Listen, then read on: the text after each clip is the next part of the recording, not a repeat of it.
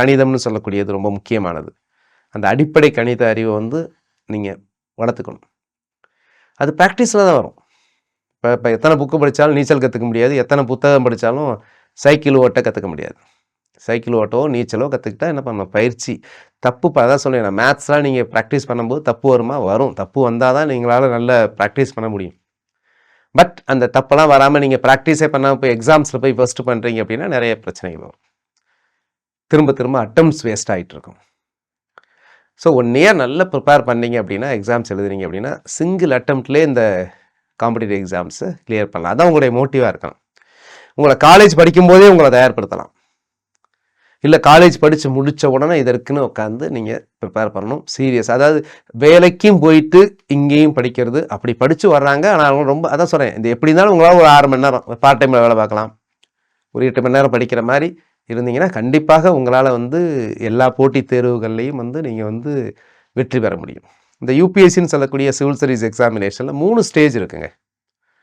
Preliminary, இது ஃபுல்லாக MCQ டைப்புன்னு சொல்லுவாங்க, கொள்குறி வகை. ஒரு கொஸ்டின்ஸ் கீழே 4 ஆப்ஷன்ஸ் இருக்கும், நெகட்டிவ் மார்க் இருக்குது. 1/3 நெகட்டிவ் மார்க். இந்த ப்ரிலிம்ஸ் வந்து அப்ளை பண்ணி எழுதணும். எங்கே அப்ளை பண்ணுறது அப்படின்னா upsc.gov.in அப்படிங்கிற வெப்சைட்.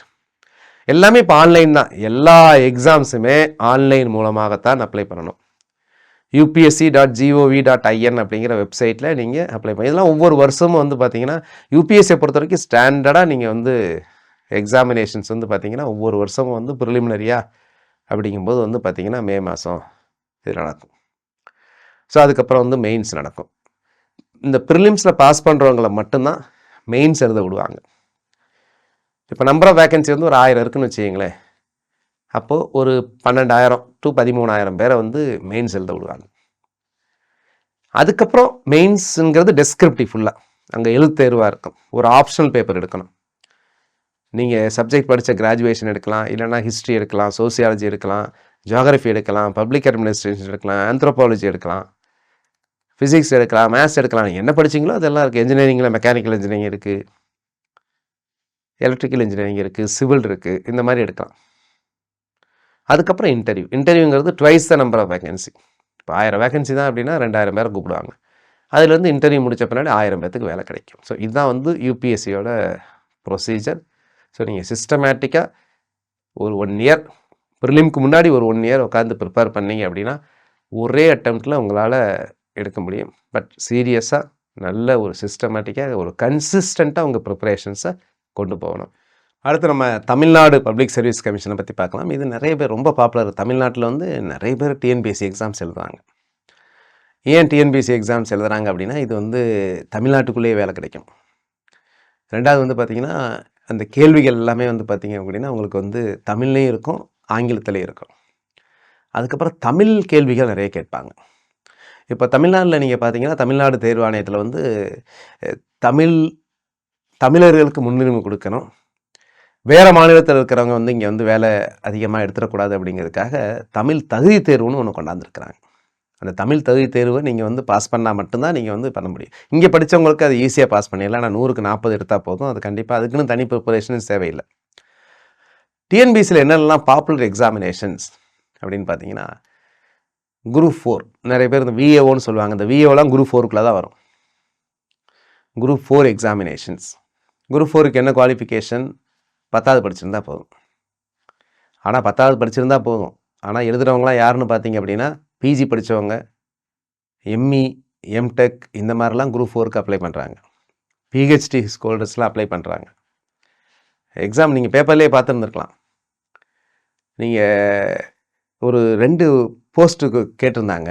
ஒன்று வந்து செக்ரட்டரியேட்டில் ஒன்று கேட்டிருந்தாங்க, இன்னொன்று வந்து பார்த்தீங்கன்னா ஹைகோர்ட்டில் கேட்டிருந்தாங்க. நான் எதுக்கு சொல்ல வரேன் இது எக்ஸாம்பிளுக்கு அப்படின்னா, எந்த அளவுக்கு வந்து பார்த்திங்கன்னா வேலை இல்லாதவர்கள் அதிகமாக இருக்கிறாங்க, எந்த அளவுக்கு போட்டித் தேர்வுக்கு மாணவர்கள் தேர்வுகள் அப்ளை பண்ணுறாங்கன்ட்டு. இதில் வந்து பார்த்திங்கன்னா இந்த இதில் செக்ரட்டரியேட்டில் போஸ்ட் ஒன்று கால்ஃபார் பண்ணியிருந்தாங்க. அதுக்கு அப்ளை பண்ணவங்களாம் பார்த்திங்கன்னா எம்இ, எம்டெக்கு பேப்பர்லேயே வந்துருந்துச்சு. அதே மாதிரி செக்ரட்டரியேட்டில் போஸ்ட் பேர் என்னன்னு ஸ்வீப்பர் போஸ்ட்டுக்கு அப்ளை பண்ணது யாருன்னா எம்இ, எம்டெக்.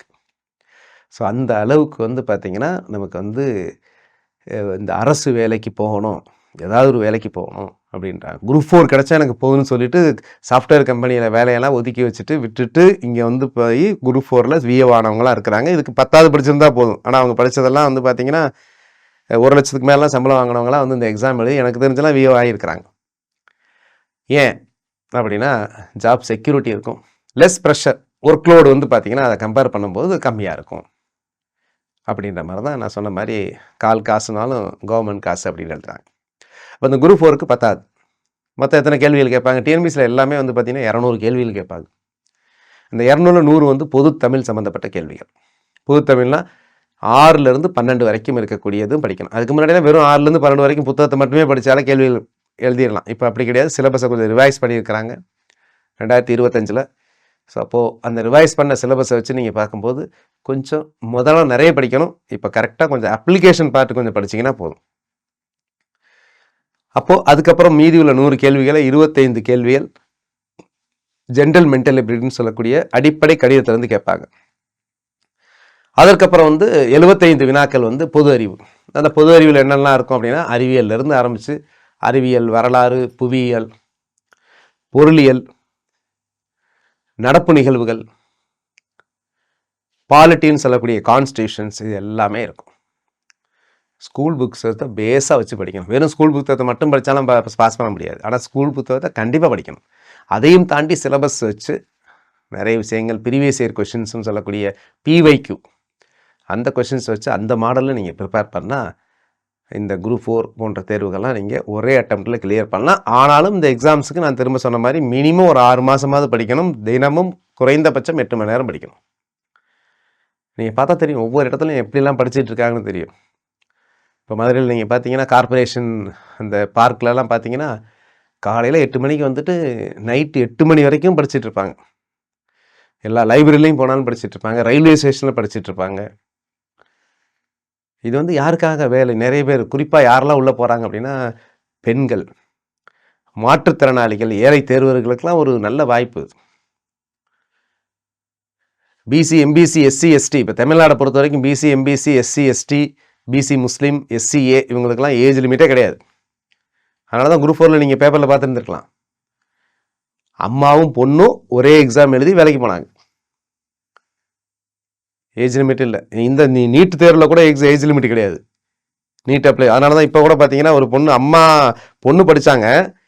அந்த புத்தகத்தை வாங்கி அம்மா பார்த்துட்டு இருந்து அவங்களும் வந்து எம்பிபிஎஸ் வந்து அவங்களும் கிடச்சிது. பார்த்தோம் இந்த வருஷமே. ஸோ அப்போ இதில் ஏஜ் லிமிட் கிடையாது. ஏன்னா இந்த வருஷம் நம்ம சமூக நீதிக்காக நமக்கு அவேர்னஸே ரொம்ப லேட்டாக வர்றது அப்படிங்கிறதுக்காக, இதை பற்றி தெரிய வர்றதுக்கே வயசாகுது அப்படிங்கிறதுக்காக நமக்கு ஏஜ் லிமிட் இல்லாமல் வச்சுருக்கிறாங்க. அடுத்து இப்போ இது வந்து 10வது பட்டு படித்தா எழுதக்கூடிய எக்ஸாம்ஸ் தான் குரூப் 4னு சொன்னேன். இளநிலை உதவியாளர், விஏஓ, வில்லேஜ் அட்மினிஸ்ட்ரேட்டிவ் ஆஃபீஸர், கிராம நிர்வாக அலுவலர் போன்ற தேர்வுகள், டைப்பிஸ்ட் இதில் தான் வந்துடும். பில் கலெக்டர் எல்லா போஸ்ட்டுமே வந்துடும். இது எல்லாமே நீங்கள் tnbc.gov.inங்கிற வெப்சைட்டை பார்த்தா போதும். ஒரு 10, 15, 20 வருஷத்துக்கு முன்னாடிலாம் நீங்கள் பார்த்தீங்க அப்படின்னா நம்ம ஃபுல்லாக எப்போ நோட்டிஃபிகேஷன் வரும் அப்படின்லாம் தெரியாமல் இருந்தது. இப்போ அப்படி கிடையாது. எல்லா எக்ஸாம்ஸ்க்கு ஆனுவல் பிளானர் விட்டுறாங்க. நீங்கள் யூபிஎஸ்சி டாட்டில் போய் ஆனுவல் பிளானரில் எடுத்து பார்க்கணும்.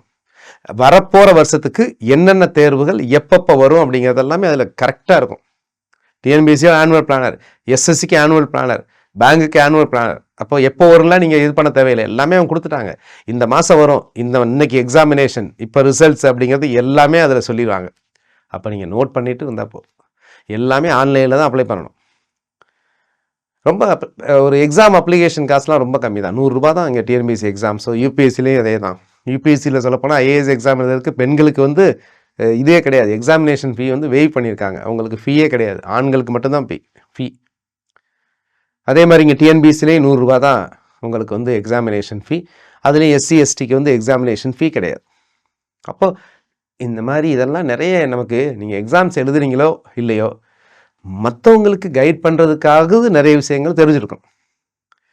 அந்த அவேர்னஸ் இல்லாததுனால தான் நம்ம நிறைய எக்ஸாமினேஷன் பாஸ் பண்ண முடியாது. நல்ல அவேர்னஸ் அதெல்லாம் தெரிஞ்சவங்க தான் பாஸ் பண்ணுறாங்க. இப்போ நிறைய பேர் ஐஏஎஸ் எல்லாம் யார் எழுதுறா? நிறைய பேர் ஐஏஎஸ் யார் ஆகுறாங்க? மோஸ்ட்லி பார்த்தீங்கன்னா ஐஏஎஸோட பசங்க ஆவாங்க, அவங்களும் ஆவாங்க. ஒவ்வொருத்தவங்களும் அதே மாதிரி ஒரு ஆடிட்டரோட பையன் வந்து பார்த்தீங்கன்னா ஆடிட்டர், ஏன்னா அவருக்கு தெரியும், உங்கள் அப்பாவுக்கு தெரியும் எப்படின்னு இருக்கு அந்த அவேர்னஸ், அதுக்கு தகுந்த மாதிரி பண்ணுவாங்க. ஸோ இதை தவிர நிறைய பேர் வந்து புதுசாக வர்றவங்க நிறைய பேர் இருக்காங்க. முதல் தலைமுறை ஃபஸ்ட்டு அவங்க வீட்டிலே அவங்க தான் கிராஜுவேஷன். முதல் தலைமுறை பட்டதாரி வந்து பார்த்தீங்கன்னா போஸ்ட் வாங்குறாங்க. எல்லாத்துக்கும் காரணம் என்ன, அது எப்படி என்ன தேர்வு அப்படிங்கிறது தெரிஞ்சு அதுக்கு தகுந்த மாதிரி சிஸ்டமேட்டிக்காக ப்ரிப்பேர் பண்ணணும். அடுத்து நம்ம குரூப் 4 பார்த்தோம். அடுத்து group 2 examination. Group 2 examination degree standard. அதில் தான் சப் ரெஜிஸ்ட்ரார், டிசிடிஓ, இந்த மாதிரி ஆஃபீஸர் கேடர் போஸ்ட், நான் கெசட்டட் ஆஃபீஸர் கேடர் போஸ்ட் இருக்கும். இது வந்து பார்த்தீங்கன்னா எல்லா டிபார்ட்மெண்ட்லையும் இருக்குது. தமிழ்நாட்டில் இருக்கக்கூடிய எல்லா துறைகள்லையும் இருக்கக்கூடியது. இதோட வேகன்சி வந்து பார்த்தீங்க அப்படின்னா குறைந்தபட்சம் இப்போ குரூப் 4 வேகன்சி அப்படிங்கிறது குறைந்தபட்சம் வருஷத்துக்கு 5000 வரும். 10,000 கூட வரும், அதுக்கு மேலே கூட வரும். நான் சொல்கிறது குறைந்தபட்சம் 5000 வரும். குரூப் 2ங்கிறது குறைந்தபட்சம் 1000 வரும். அடுத்து குரூப் 1ங்கிறது ஒரு 50 to 100 எக்ஸாமினேஷன்ஸ் வரும். குரூப் 1ங்கிறது கெசட்டட் ஆஃபீஸர் கேடர் போஸ்ட். அங்கே டிஸ்கிரிப்டிவ் இருக்கும். அது மாதிரி இந்த குரூப் 4க்கு குரூப் 2க்கெல்லாம் முதல்லாம் இன்டர்வியூலாம் இருந்துச்சு. இதெல்லாம் இன்டர்வியூலாம் எடுத்துட்டாங்க. இப்போலாம் இன்டர்வியூ வந்து குரூப் 1க்கு மட்டும்தான் இன்டர்வியூ. டெப்யூட்டி கலெக்டர், டிஎஸ்பி, அதாவது அசிஸ்டன்ட் கமிஷனர் கமர்ஷியல் டேக்ஸ், அப்புறம் டிஸ்ட்ரிக்ட் ரெஜிஸ்ட்ரார், இந்த மாதிரி இருக்கக்கூடிய போஸ்ட்டுக்கு மட்டும்தான் இன்டர்வியூ இருக்குது. இதெல்லாம் வந்து பார்த்தீங்கன்னா ஐஏஎஸ், ஐபிஎஸ், ஐஆர்எஸ் அதுக்கு ஈக்குவலண்ட்டாக இருக்கக்கூடிய தமிழ்நாட்டில் இருக்கக்கூடிய போஸ்ட். அப்போ இந்த எக்ஸாம்ஸ் எல்லாமே மினிமம் 1 year ப்ரிப்பேர் பண்ணணும். டெய்லி ஒரு 8 to 10 hours நீங்கள் ப்ரிப்பேர் பண்ணணும். டெஸ்ட் எழுதி ப்ராக்டிஸ் பண்ணணும். இந்த மாதிரி டெஸ்ட் எழுதி நீங்கள் ப்ராக்டிஸ் பண்ணீங்க அப்படின்னா கண்டிப்பாக நீங்கள் வந்து ஒரே அட்டெம்ப்டில் இந்த எக்ஸாமினேஷன்ஸ் எல்லாமே கிளியர் பண்ணிடலாம். இன்னும் இந்த எக்ஸாமினேஷன் பேட்டர்ன் என்ன சிலபஸ் அப்படிங்கிறது வந்து நீங்கள் வெப்சைட்டில் போய் பார்க்கலாம். டிஎன்பிஎஸ்சி வெப்சைட்டில் போய் பாருங்கள், tnbsc.gov.in. அதில் போனீங்கன்னா எல்லா டீட்டெயில்ஸ் இருக்கும். அதே மாதிரி யூபிஎஸ்சினா upsc.nic.in, அதே மாதிரி ssc.nic.in அதில் போகலாம், IBBS.inல போகலாம். இங்கெல்லாம் நீங்கள் போனீங்கன்னா சிலபஸ் இருக்கும், ப்ரீவியஸ் இயர் கொஸ்டின் பேப்பர் இருக்கும். அதெல்லாம் எடுத்து அனலைஸ் பண்ணணும். எப்போவுமே ஒரு எக்ஸாம்ஸ் எழுதுனீங்க அப்படின்னா உங்களுக்கு எது பைபிள், எது குரான், எது பகவத்கீதைன்னு பார்த்தீங்கன்னா syllabus and previous year questions. அப்போ தான் உங்களுக்கு என்ன மாடலில் கேட்குறாங்க அப்படின்னு சொல்லலாம். ஸோ இதெல்லாம் நீங்கள் ப்ராக்டிஸ் பண்ணீங்க அப்படின்னா இந்த டிஎன்பிஎஸ்சி போன்றது டெக்னிக்கல் எக்ஸாம்ஸ் நடத்துகிறாங்க. டிஎன்பிஎஸ்சியில் நான் டெக்னிக்கல் எக்ஸாம்ஸ் நடத்துகிறாங்க. இது எல்லாமே என்ன இருக்குது அப்படிங்கிறத நம்ம நிறைய விஷயங்களை இப்போ நான் உங்களுக்கு சொல்கிறதுனா ரொம்ப லேட் ஆகும். பட் நீங்கள் இதில் இன்ட்ரெஸ்ட் எடுத்து இது என்னென்னா ஒரு அறிமுகம் உங்களை வந்து ஒரு என்ன சொல்கிறது, நீங்கள் போய் சில இதெல்லாம் ஹோம்ஒர்க் பண்ணணும்னு சொல்லுவாங்கள்ல, வெறும் எக்ஸாமினேஷன்ஸ்ன்றது என்ன அப்படின்ட்டு அப்புறம் போய் நீங்கள் ஹோம்ஒர்க் பண்ணணும், நீங்கள் ரிசர்ச் பண்ணணும். ஓ டிஎன்பிஎஸ்சியில் என்ன இருக்கா, எனக்கு இந்த எக்ஸாம் சூட்டில் ஆகுமா, அதுக்கு என்ன குவாலிஃபிகேஷன்ஸ் எல்லாமே அதில் இருக்கும். ப்ரீவியஸ் இயர் நோட்டிஃபிகேஷன்ஸ் எடுத்து பார்க்கலாம். அடுத்து எப்போ வருதுன்றது இப்போ டிஎன்பிஎஸ்சியை பொறுத்த வரைக்கும் எல்லாமே டிசம்பரில் வந்து பிளானர் வந்துடும். அடுத்த வருஷம் என்னென்ன எக்ஸாம்ஸ் நடக்க போகுது அப்படிங்கிறது யூபிஎஸ்சி எல்லாமே பிளானர் இந்த டிசம்பர் ஜனவரியில் வந்துடும் எந்த சமயத்தில். அப்போ அதை வச்சு நீங்கள் பார்த்து என்னென்ன வருது. டிஎன்யூஎஸ்ஆர்பி வரும். நிறைய பேர் தமிழ்நாட்டில் வந்து போலீஸ் எக்ஸாம் எழுதுறதுக்கு டிஎன்யூஎஸ்ஆர்பி, காவலர் சீருடை பணியாளர் தேர்வாணையம், 10th படிச்சிருந்தா போதும், போலீஸ் ஆகலாம், கான்ஸ்டபிள். அதே மாதிரி வந்து எஸ்ஐ எக்ஸாமினேஷனுக்கு டிகிரி படிச்சிருக்கணும். இப்போ கூட எஸ்ஐ எக்ஸாம் கால்ஃபார் பண்ணியிருக்காங்க, எக்ஸாம் நடக்க போகுது.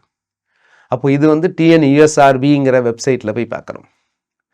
அப்புறம் டீச்சர்ஸ், டிஆர்பின்னு ஒன்று இருக்குது. டிஆர்பிங்கிறது டீச்சர்ஸ்க்கு வந்து டெட்டுங்கிற எக்ஸாமினேஷன் கம்பல்சரி. அது இப்போ கூட சுப்ரீம் கோர்ட் கூட சொல்லிட்டாங்க, ஏற்கனவே ஒர்க் பண்ணுற டீச்சர்ஸ் கூட 5 வருஷத்துக்குள்ளே பாஸ் பண்ணணும், இல்லைன்னா அவங்க வேலை இழப்பார்கள்னு சொல்லிட்டாங்க. அப்போ டெட்டுங்கிறது டீச்சர்ஸ் எலிஜிபிலிட்டி டெஸ்ட், ஆசிரியர் தகுதி தேர்வு.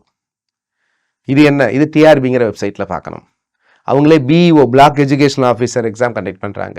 ஸோ இந்த மாதிரி நிறைய தேர்வுகள் இருக்குது. அப்போ நம்ம பார்த்தது வந்து யூபிஎஸ்சியை பற்றி கொஞ்சம் டீட்டெயில்டாக பார்த்தோம், டிஎன்பிஎஸ்சியை பற்றி டீட்டெயிலாக பார்த்தோம். இன்னும் டீட்டெயில்டாக நீங்கள் தான் பார்க்கணும். நீங்கள் போய் வெப்சைட்டில் போய் ஒவ்வொரு பர்டிகுலர் எக்ஸாம்ஸை எடுத்து பண்ணி அதுக்கப்புறம் அது மாதிரி என்ன மாதிரி கேட்குறாங்க அப்படிங்கிறத அனலைஸ் பண்ணி அதுக்கப்புறம் நீங்கள் வந்து தேர்வுக்கு வந்து கரெக்டாக ப்ரிப்பேர் பண்ணணும். ஒவ்வொரு எக்ஸாம்ஸ் எழுதும்போது நிறைய பேர் உங்களை டிமோட்டிவேட் பண்ணுவாங்க. இதெல்லாம் ரொம்ப வருஷமாக எழுதுகிறாங்க, 5 வருஷம் எல்லாம் எழுதுறவங்க, அப்படி எழுதுறவங்க இருப்பாங்க. ஆனால் ஒரே அட்டெம்ப்டில் பாஸ் பண்ணவங்களும் இருக்கிறாங்க. அவங்கள நீங்கள் குறிக்கோளாக எடுத்து வச்சுட்டு நீங்கள் ப்ரிப்பேர் பண்ணணும். ரிவிஷன் ரொம்ப ரொம்ப முக்கியம். படிக்கிறதெல்லாம் மறந்துடுமா? கண்டிப்பாக மறக்க தான் செய்யும். நோட்ஸ் எடுத்து படிக்கணும்.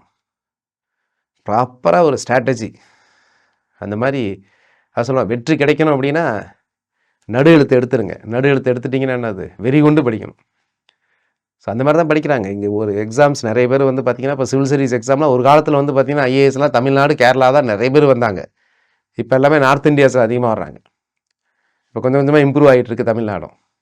ஸோ அந்த அளவுக்கு அங்கே வந்து ரொம்ப சிரத்தை எடுத்து படிக்கிற அளவுக்கு இங்கே இன்னும் படிக்கலை.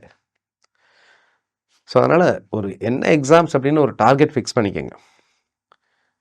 லோ எக்ஸாம்ஸ் குரூப் 4ங்கிறது லோ. எங்கள் எய்ம் வந்து நம்ம பாரத முன்னாள் குடியரசுத் தலைவர் வந்து டாக்டர் அப்துல் கலாம் சொன்ன மாதிரி low aim is a crime. ரொம்ப லோ எய்ம், நான் குரூப் 4 மட்டும் போதும் அப்படின்னு நினைக்கக்கூடாது. குரூப் 1 எழுதணும், யூபிஎஸ்சி எழுதணும். இல்லை நம்ம திருவள்ளுவர் சொன்னார் அதே தான், உள்ளுவதெல்லாம் உயர் உள்ளல் அப்படிங்கிற அந்த ஆஸ்பெக்டில் நீங்கள் வந்து எக்ஸாம்ஸ் எழுதணும். நீங்கள் லோயாக வந்து நீங்கள் வந்து குரூப் 4 எக்ஸாம்ஸ் ஃபஸ்ட்டு எழுதலாம், அது தப்பு இல்லை, எழுதுறது தப்பு இல்லை. ஆனால் குரூப் 4லேயே இருக்கக்கூடாது. அதுக்கடுத்து குரூப் 2, குரூப் 1 எக்ஸாமினேஷன்ஸ் எழுதி நீங்கள் வந்து உங்களுக்கு பிடித்த வேலையில் அமர்ற வரைக்கும் புத்தகத்தை தரையில் வைக்கக்கூடாது. Keep preparing for the examinations. சிஸ்டமேட்டிக்காக பண்ணீங்க அப்படின்னா கண்டிப்பாக வந்து ஒரே அட்டம்ப்டில் நீங்கள் விரும்பிய வேலையில் வந்து அமரலாம். இந்த எபிசோடில் நம்ம வந்து டிஎன்பிஎஸ்சி, யூபிஎஸ்சி குறித்து விரிவாக பார்த்தோம்.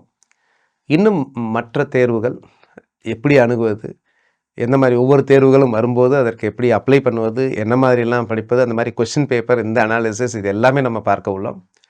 ஸோ அதெல்லாம் நீங்கள் தொடர்ந்து வந்து இந்த பிரியோ டிவி வந்து பாருங்கள்.